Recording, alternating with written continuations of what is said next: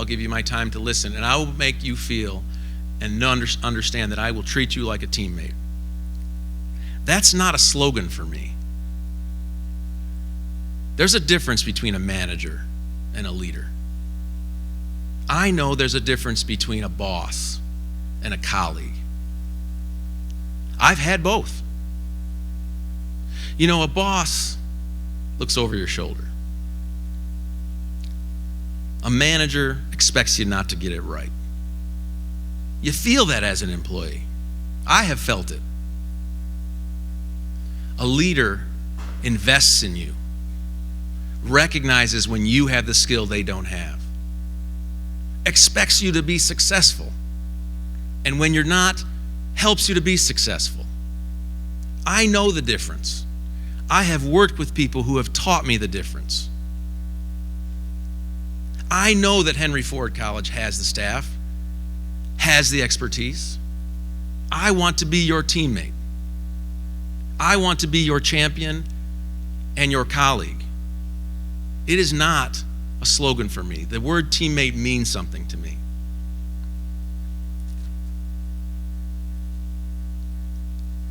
Some of my teammates from my past are here. There's a table here of law enforcement officers that have gone to war with me, and I don't mean it in the same way that I agree with Judge Green that it's not really war, but when you're in a foxhole in a courtroom, you learn who's on your side and who's your teammate. It doesn't matter who's your supervisor or not. The chairman of the Michigan Aeronautics Commission is here, and he and I have worked together for 8 years, I think. He knows what a teammate means from me. I hope that if you wonder about what I mean by teammates, you look at these three men sitting here. One of them's John Dobbins, one of them's Eric Dale, and one of them's Derek D. Could you guys stand up? Hold your applause. Stand up for a second, guys. These are three guys that I've known for 30 years. They have stood beside me when I got married. They have stood beside me when I went through tragedy. They live across the state. They have young children and jobs to deal with tomorrow. And you ask them if I've been a good teammate. You ask them what teammate means to me. I am offering that to you if you work with me at Henry Ford College. These men represent who I am. Thank you guys for coming.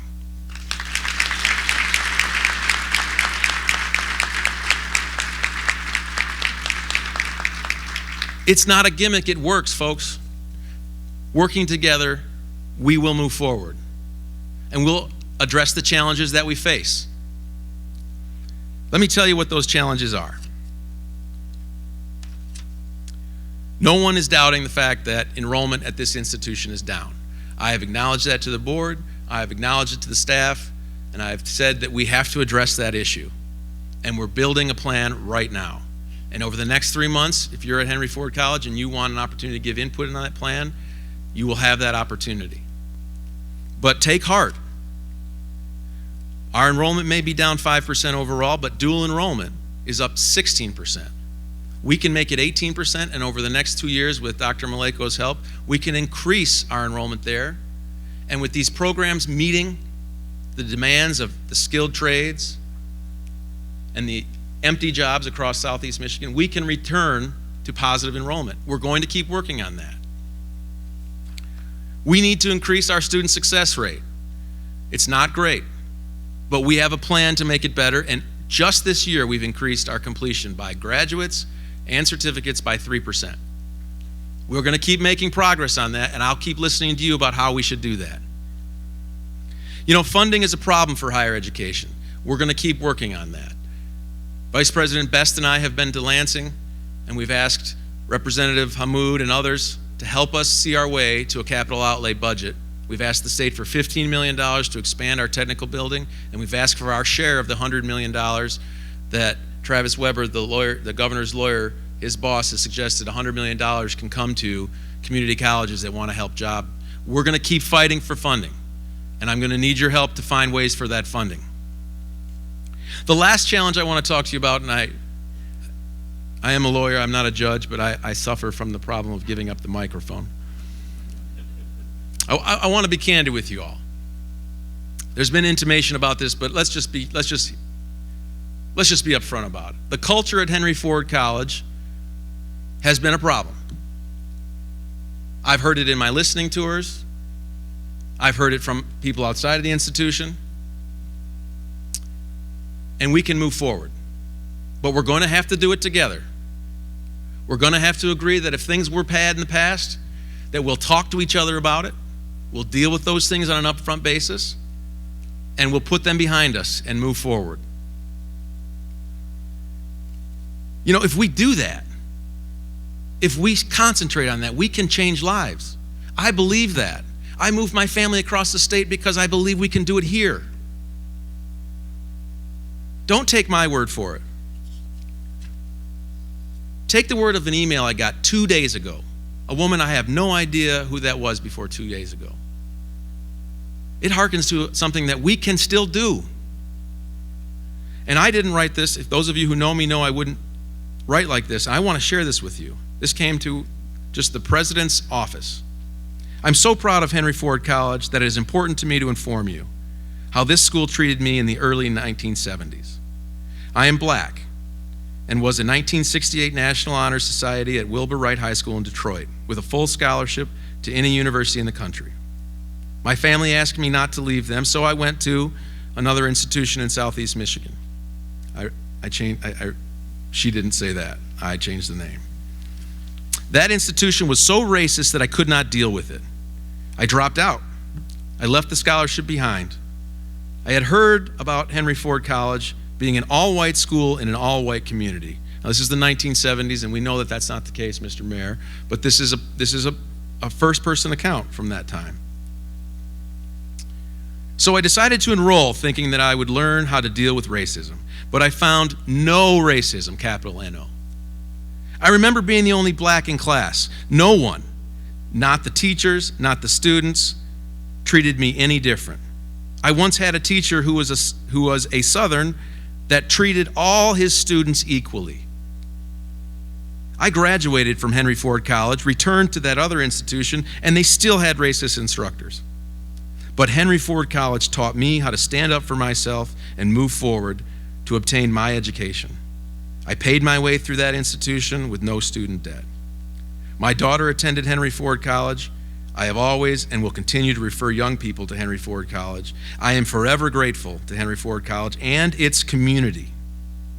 You have made me so proud. The increase of minorities in the school.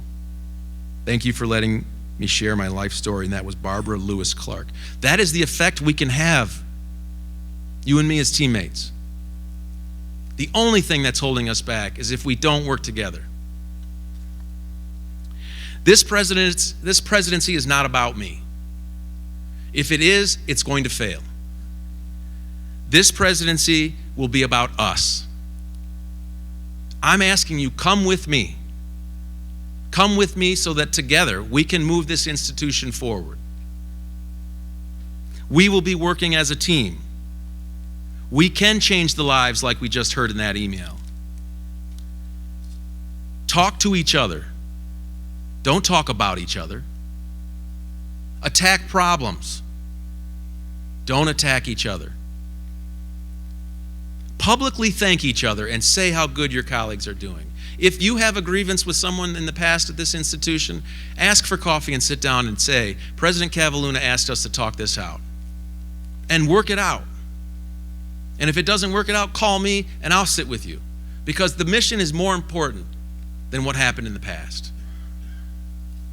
We will and we can do that. I've already seen us start to do that. We will focus on student success. Together as teammates, you can do that. You have the passion, you have the expertise, you have the heart, you have the community support. God willing, you have the leader. We together can change the lives of this community and those that come to our institution.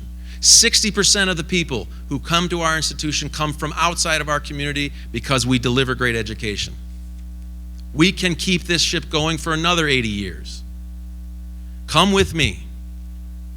I will be your teammate, and we will change lives. Thank you. Have a great evening.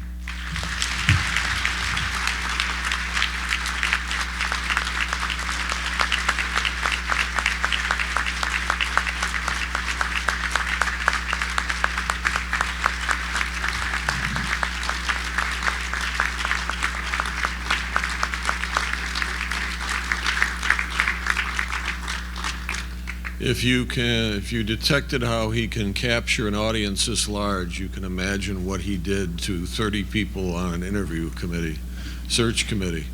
Very impressive young man, and I think probably what resonated most was that he was intent on restoring the culture that was once the hallmark of this institution, from Jim McCann through Stuart Bundy through Andy Mazzara.